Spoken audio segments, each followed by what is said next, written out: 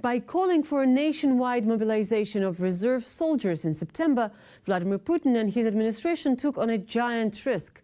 The Kremlin brought the war directly into the homes and hearts of millions of Russians. And in the immediate wake of the call-up, hundreds of thousands of Russian men fled the country. Tens of thousands found themselves in the army after choosing to stay. Now these mobilized soldiers are being sent to the front lines by military leadership that drops them off in the forest and leaves them on their own, often with insufficient training, poor equipment and no ammunition. Earlier this month, more than 100 soldiers from Chuvashia region who were mobilized organized a soldiers' labor strike in the city of Ulyanovsk to demand proper equipment and the pay bonus that Vladimir Putin promised in October. Я с Москвы приехал в свой родной город, чтобы уйти со своими ребятами, потому что Родина, и потому что президент обращение сделал ко всем. В военкомат я пришел, он сказал, мне объяснил военком, военный комиссар, что говорит, вы только туда, как приедете в течение 2-3 дней, единоразовая выплата будет в размере 300 тысяч. И пошли вперед сами. Я вам не обещала 300 тысяч. Понятное дело, потому что вы нам сейчас здесь рассказываете. То, что у нас просто и все. And now, average Russians from around the country are raising their voices to complain that everything in the military supply chain is broken and nothing is being done to prepare the mobilized for combat. Вот такие каски пришли со Ставропольского края. Это просто, вот руками ее сжали, вот она разрывается. Посмотрите, там про пулю даже слова нет, вот. Новый, дешевый, смотри. Переключение режима огня. Шарманка. Автоматом. Пулеметом. Смотри, качество. Качество. Давай твой. У меня такая. Смотри, кал внутри. Чисто. Стоим на передке, блядь. Все наше обеспечение. Патронов нет, гранат толком нет, жрачки нет, воды нет. From the Orlovsky district between the Black Sea and the Caspian, soldiers posted social media videos that show equipment provided by their local governor, Andrei Klitschkov. Waterproof rubber gardening boots instead of protective winter military footwear. Cheap and dull knife blades that bend sideways but don't cut. Rucksacks that rip apart like paper dolls. Klitschkov quickly took to social media to respond, and in his tie and short sleeves explained that the governor's office bought everything they could and then gave mobilized soldiers these items because there was nothing else in stock. Klitschkov also said if the reservists didn't like it, they could buy their own. I cannot imagine that I would destroy the clothes given to me after having a drink, then tell everyone how bad their quality was. I don't know if it was their own stuff or stuff that was given to them. That's on their conscience. Nevertheless, we have reserves for this kind of situation, and when I go visit the boys in Smolensk, we'll replace anything that's torn up. You say we bought the cheapest possible uniforms for the guys, but we bought the best available with our resources. There was nothing else. All this talk about uniforms. Now people are getting paid. If you want, you can get a new uniform yourself. People are breaking their knives. Why would you do that? Explain it to me, please. I can destroy whatever I want to. I could take my tie and tear it up right now, or my shirt and say it was a bad quality shirt. But you take what you can get. In other parts of Russia, the situation is much the same. From Novosibirsk, an experienced artillery soldier went back into the army voluntarily and even bought his own clothing and equipment, but found himself assigned to demining operations in a non-artillery unit. Alexei Kurmashov said he supported Russia's special military operation in Ukraine, but now finds himself using equipment 30 years older than he is and completely incapable of detecting modern landmines. With his fellow soldiers, he is now crowdfunding on social media for better tools. Perhaps most troubling for the Kremlin are the mothers of mobilized sons from the Voronezh region who took brave steps and publicly called for their boys to be brought back, saying they're alone at the conflict line with no senior officers, with nothing but an automatic rifle for defense. Наши сыновья просят помощи. Их предательски бросают на периферии одних. С ними нет командования. Мой сын выходил из окружения в районе Краснопоповки 23 числа. Прошел пешком с группой 16 человек. Также из нашего Павловского района, пройдя путь больше 140 километров. И сразу же им поставили условия. Они обязаны вернуться на передовую. В руках только автоматы. Автоматы против БТРов и против танков. Наш сын вышел на связь, просит о помощи. Они буквально выползли из-под трупов. And in Ukraine itself, recently mobilized Russian soldiers from the Moscow region were captured together outside Svatovo after less than a month back in service, and described in a video released by Ukraine's military how their leadership left them with no food in wet foxholes and then shelled their own troops for 3 days in crossfire. Это вообще не война. Командование бросает. Мы военнослужащие 9-го полка, бросили на убой. По 3 суток не ели, не пили, жили в окопах и мокро. Никакой информации, телефоны, все связи с семьей вообще отсутствует. Ничего нельзя сказать. Свои же обстреляли. Ничего. Свои же по своим стреляют, обстреливают. Сидели 3 суток, по нам шмаляли, свои. Мы это говорим как есть. Без броня, именно глазами, которые мы увидели здесь, а не которые нам в уши суд там награждали. Которые даже месяца нету, что уже мобилизовали. Уже куда-то отправили, непонятно куда. На передовую. На передовую, пацаны, не 1500, как вам говорят, то, что приедете и будете в Белгороде. Все. А люди здесь относятся совсем по-другому, все кормят, поют, одевают, без всяких инцидентов, относятся в 2 раза лучше, чем наша команда. Командование в первую очередь покидает корабль. Да. Убежали самые первые. Начался обстрел, они убежали самые первые. Ни связи, ничего. Не сказали. Away from the front lines in Ukraine, Russia's regional governors and local administrators can shift blame to avoid direct conflict with mobilized soldiers or mothers. But in the occupied territory of the Donetsk region, military officials have recently begun to imprison soldiers who refuse to fight and threaten them with a firing line execution. The sister of one soldier being held for refusing to fight said her brother's group was sent to the front just 9 days after being called up, instead of receiving a 2-month combat course as promised. My brother's wife wrote to both the Ministry of Defense and the Department for the Protection of Human Rights. She wrote several letters with no results. They all forward the messages to each other. They say it was transferred to the next department, but they never say anything specific or do anything. Nothing at all. Military analyst Igor Raev says recent combat losses for Russia have become so problematic in Ukraine that military commanders have simply fallen back on an old practice of plugging holes in the front lines with cannon fodder. And it is due to the poor quality of training of the soldiers that were sent to the front. This is quite obvious. And it seems that they're being assigned tasks that they're not ready to perform. The Russian military leadership has made the decision to do this because the situation in certain areas of the front was very critical, so they decided to plug the holes in the front line with cannon fodder. There's nothing to be surprised about here. It's a pretty common practice, and I think it's neither the first nor last time that Russian military leadership has made such a decision. What is wrong with the Russian army? Is this a new trend, or it would be necessary to know the history of the Kremlin's wars to answer this question? We are now joined by longtime BBC Moscow correspondent and international affairs editor at France 24, Robert Parsons. Hi, Robert. Good to see you on TV Rain. I think this is the first experience we are talking, and, you know, it means a lot to me because we know each other for a very, very long time. And I know that you have a huge experience considering Russian military, and, you know, you have been there at the war in Chechnya. You have seen with your own eyes how this system works. And could you please, in a couple of words, describe what is Russian military?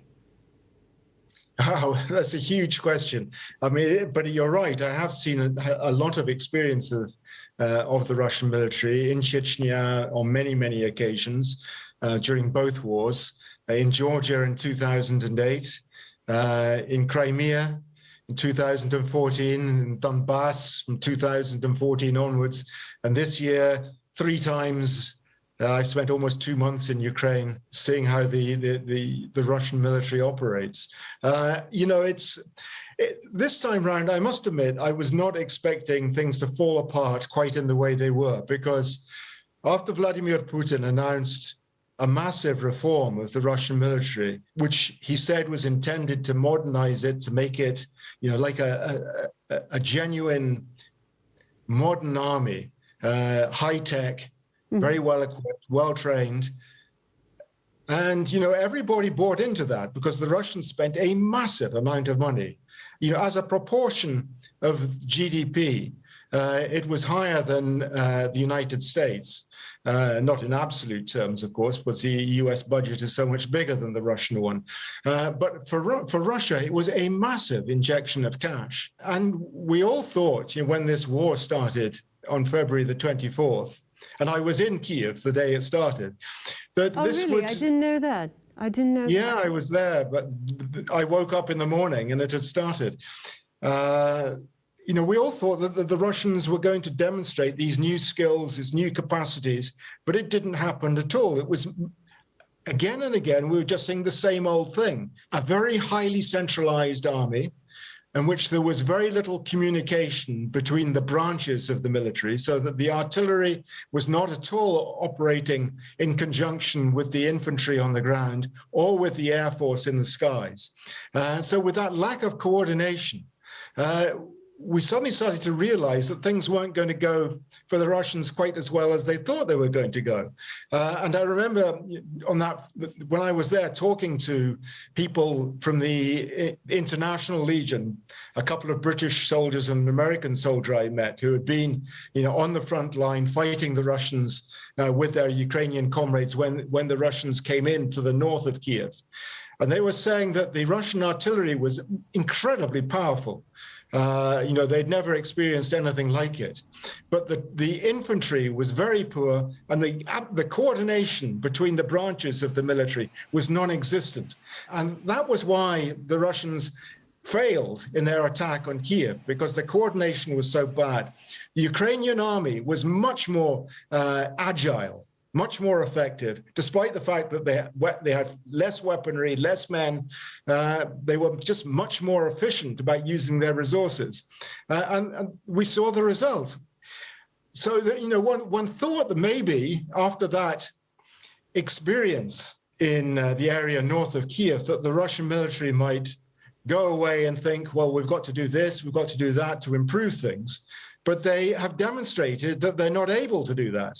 And part of the reason for that, I suspect, is that the chain of command, like Russian society, is so authoritarian, so centralized, that they find it very difficult to respond in an elastic sort of way to challenges like this. The people from the top down to the bottom aren't used to thinking for themselves. They take a command and act on it. And it seems to me, I'm not claiming to be a military expert, but that to me seems to be the heart of the problem for the Russians. Since then, there are more issues as well. Yeah, but can you say that, can we make a conclusion that these problems with the chain of command and maybe corruption, because I've heard a lot of stories, and you tell me whether this is true or maybe I'm exaggerating the problem, that this is something that was in Russian army before this war, that it was something with Russian army in times of Chechnya, and then in times of Georgia, and so on and so forth. So, is there a trend that we can see right now, the same as it was in 90s? Yes. In a nutshell, yeah, that's a part of the problem. You can obviously, Russia has a very corrupt society from the top to the bottom. Every branch of government is riddled with corruption. Now, the interesting thing, of course, is you could say exactly the same thing about Ukraine. Ukraine was perhaps not on the same scale, but Ukraine is also very corrupt.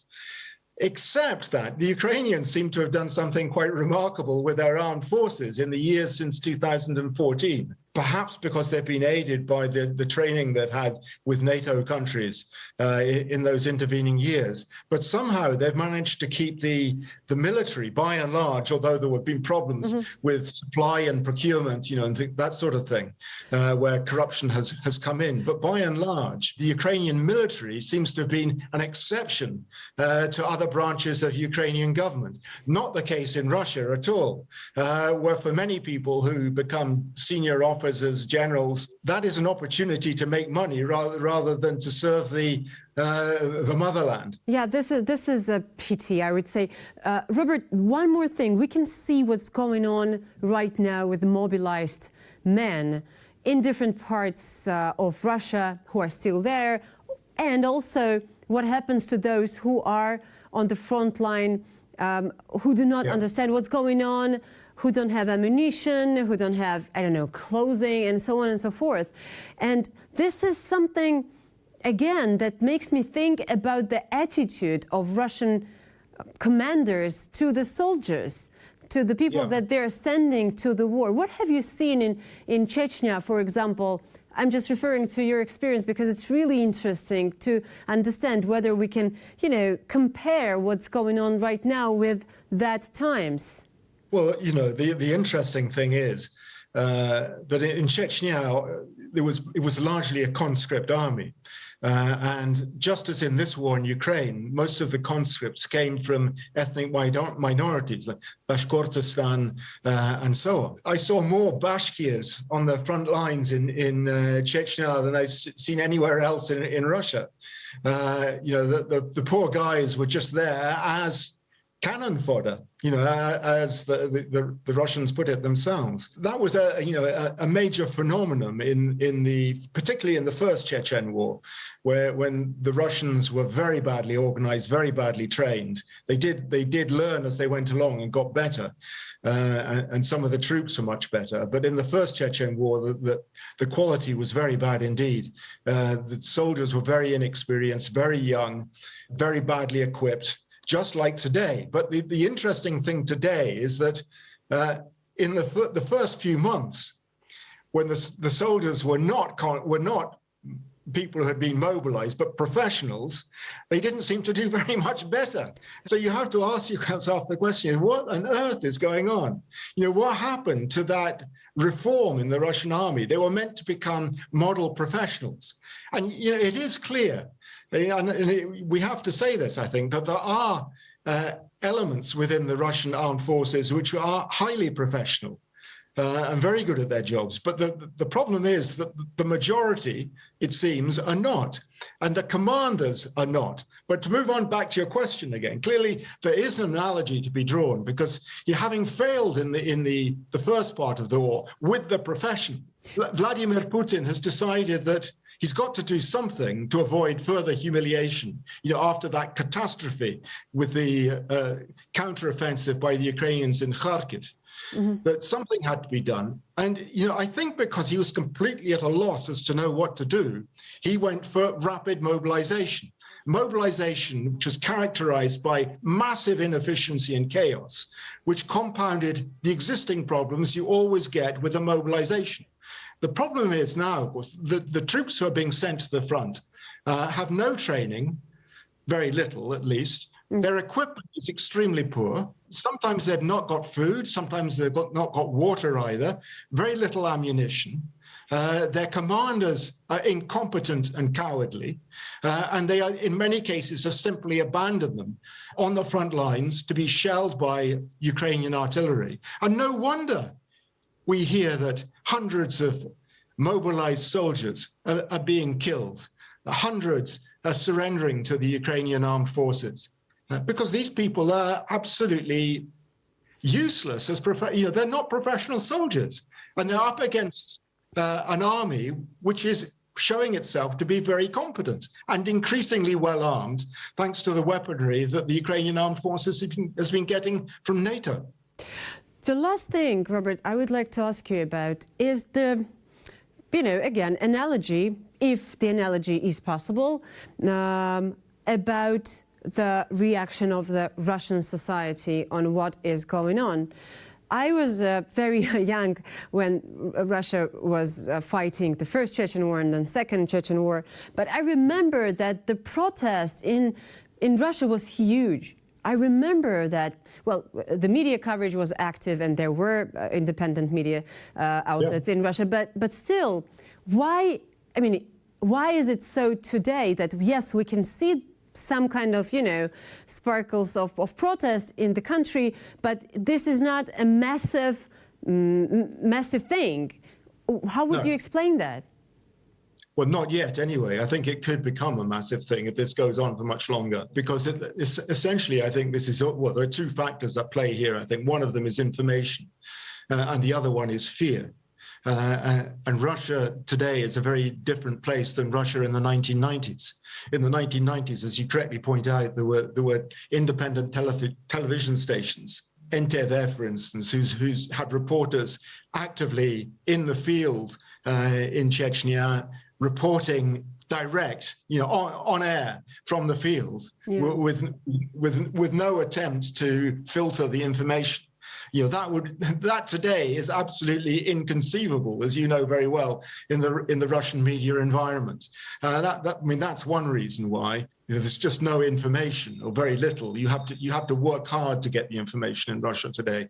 The other one, as I was just saying, is fear. This is a society which has been cowed by Vladimir Putin and his government. People are terrified of being sent off to prison because they know that if they say, even if they say, for instance, something as blatantly obvious that this is a war that's happening in Ukraine, that is an offense that could get you sent to prison, because it's a special military operation as far as Vladimir Putin and his ministers are concerned. So when you have that heavy load on your back, most ordinary people are not prepared to take that risk. You have to be a very brave person in those circumstances to make your voice heard and be prepared to take the risk of being arrested, beaten up, and sent to prison.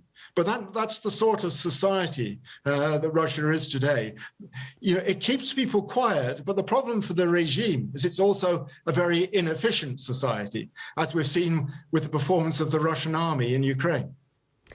Robert, thank you very much. And thanks for your description of Russian society. I think it's exactly what you are saying. The years spent in Moscow gives you a bigger prospect than others can have. So, Robert Parsons, thanks for participating. Thank you.